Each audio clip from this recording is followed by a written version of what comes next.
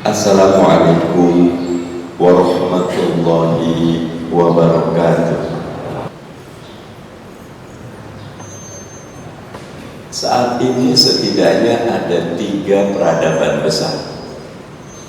Peradaban Barat dengan Protestan etiknya, kata Max Weber, sudah menunjukkan kontribusinya memajukan sains dan teknologi luar biasa.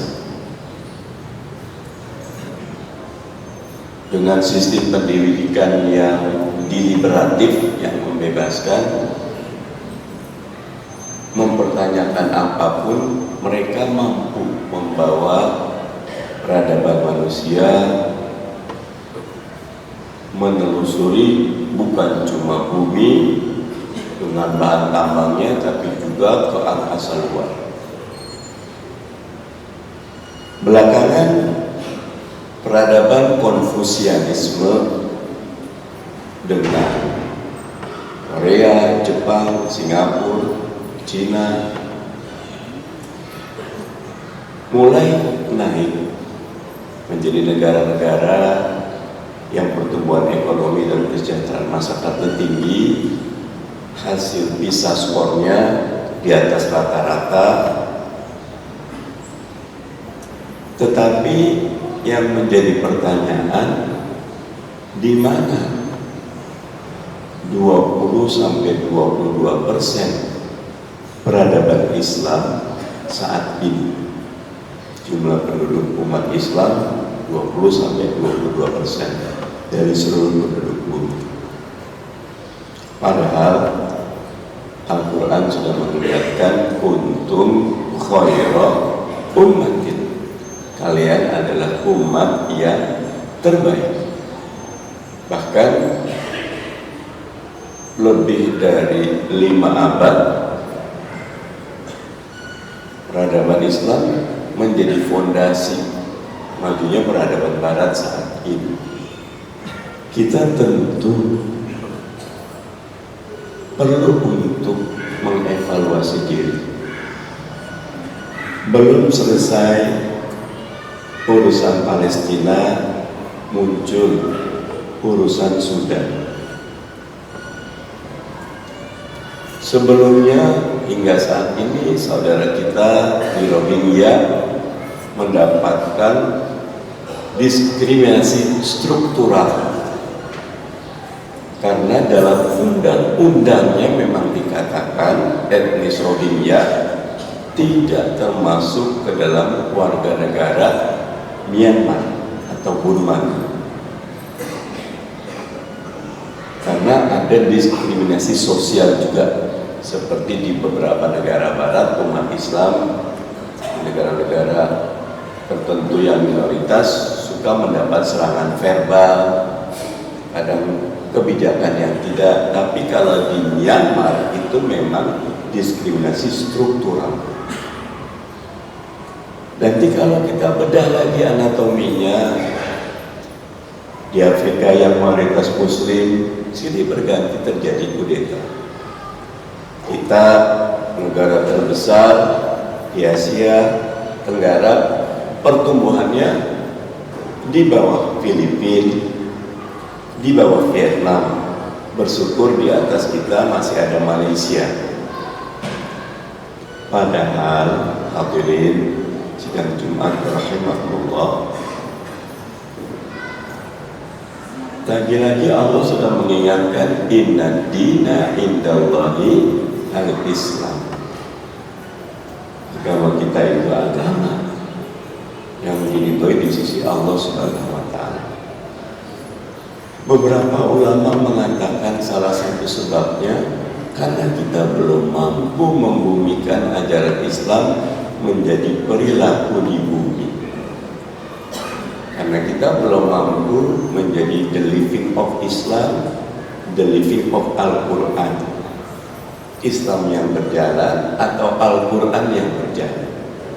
Dan itulah yang baginda Nabi Muhammad sallallahu alaihi wasallam mengingatkan, innama bu'ithu liutammima makarimal akhlak. Sesungguhnya aku itu diutus hanya untuk menyempurnakan akhlak. Jadi bukan ajarannya, bukan teorinya, prakteknya. Dan di titik inilah akhlak kita yang akan menjadi pemberat, pembobot apakah peradaban ini akan besar atau malah kian terpinggirkan. Hadirin, kita semua, kita semua wajib menjawab permasalahan ini. Ada 4 pilar akhlakul karimah menurut Imam Ghazali. Yang 4 ini menjadi fondasi hubungan kita, baik di rumah tangga, di keluarga, di masyarakat, atau dalam kehidupan berbangsa dan bernegara.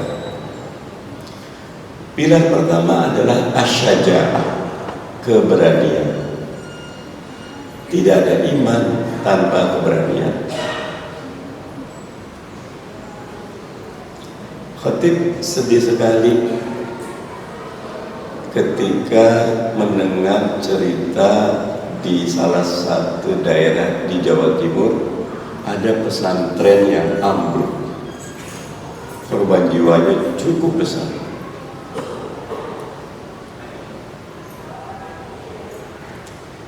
Asyaja'ah, keberanian itu tanda iman. Dia berani. Kalau dalam konteks yang lebih prinsip dan besar, baginda Nabi Muhammad Sallallahu Alaihi Wasallam sudah mengingatkan, man ro'a minkum munkaran falyughayyirhu biyadihi. Kalau kamu lihat kemungkaran, ubah dengan tangan. Kalau tidak mampu dengan lisan. Kalau tidak mampu dengan qalb, hati. Wa dzalika adhaful iman. Nah, ketika iman ada, kita ambil pelajaran dari kasus ambruknya pesantren. Dari berapa puluh ratus orang ada yang berani untuk memberikan pendapatnya. Berani, kata kuncinya. Karena memang keberanian itu tanda iman. Hadirin, kalau kita lihat rata-rata para nabi dan rasul itu diusir dari kampungnya. Nabi Ibrahim dari Babilonia ke Palestina, diusir lagi ke Mekah, terus ke tempat lain. Nabi Isa dari Nazaret diusir, Nabi Musa diusir, baginda Nabi Muhammad SAW diusir dari Mekah. Kenapa? Karena asyaja'ah, berani. Ada kisah menarik keberanian sahabat ketika perang Badar. Itu Nabi itu datang duluan. Badar itu sekitar 140 km dari Madinah. Diberikan ke Madinah kan memang Nabi ingin mencegat. Tiba di Badar, Nabi langsung unpacking peralatan, bikin benteng kecil. Ada sahabat Nabi datang dan bertanya, ya Rasulullah, ini tuh mohon izin, ini bahasanya wahyu atau rohyu, ini perintah Allah atau semata Nabi yang punya pikiran, yang punya usulan. Kata Nabi, ini bukan wahyu, ini pendapatku, ini aku saja. Apa yang dikatakan sahabat? Izin ya Rasulullah, sebaiknya kalau kita bikin benteng, cari ke tempat yang dekat dengan sumber logistik. Karena itu di padang pasir itu adalah sumur. Nabi pun sudah dekat sumur, tapi di depan Nabi ada sumur yang lebih besar dan agak naik ke atas, sehingga menjadi lebih strategis. Sahabat berani mengusulkan perubahan, tidak ABS, asal Bapak senang, tidak yes man. Apa respon Nabi? Diikuti oleh baginda Nabi Muhammad. Nabi sangat menghargai.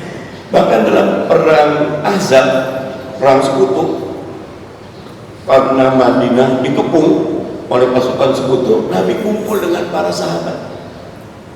Gimana caranya? Masing-masing memberi masukan. Ternyata yang terpilih adalah strategi membuat parit.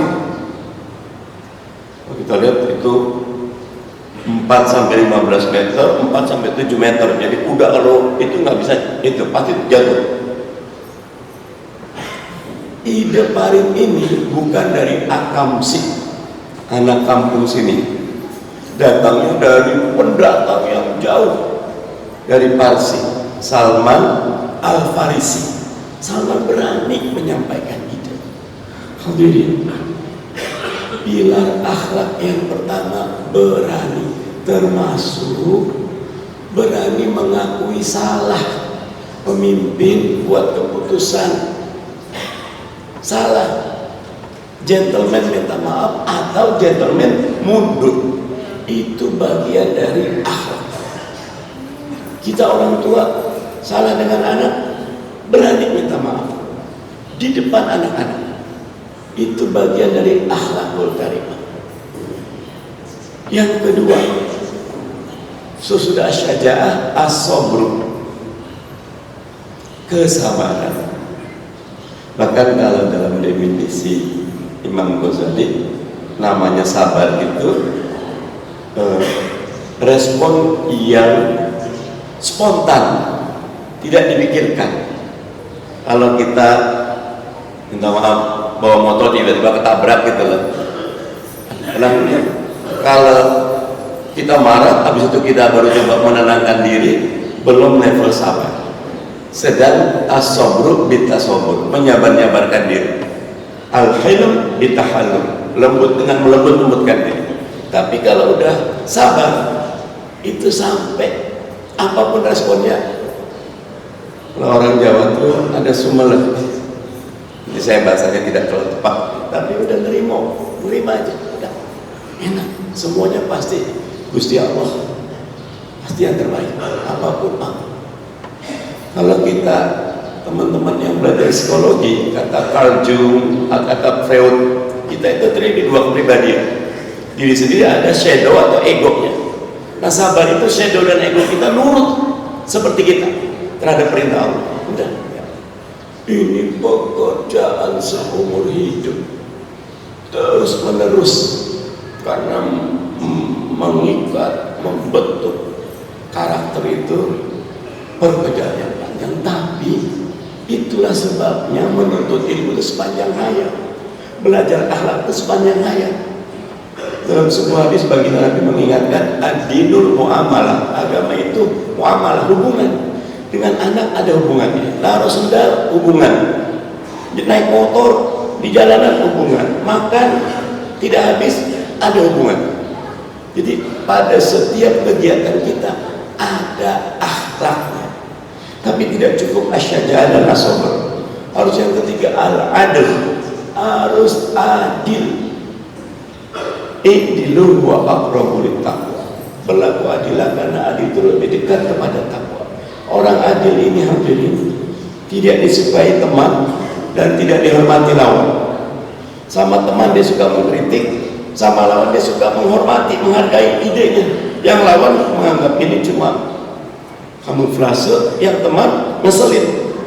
Tapi adil itu lebih dekat kepada takwa. Dan adil itu akan kepake ketika kita bikin proyek peradaban besar, cita-cita besar. Kalau tanpa keadilan hancur.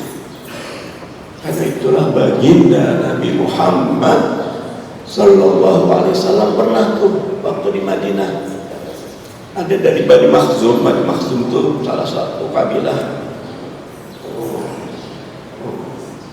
ningrat di Madinah, mencuri lobi salah satu sahabat Nabi biar tidak dipotong tangan.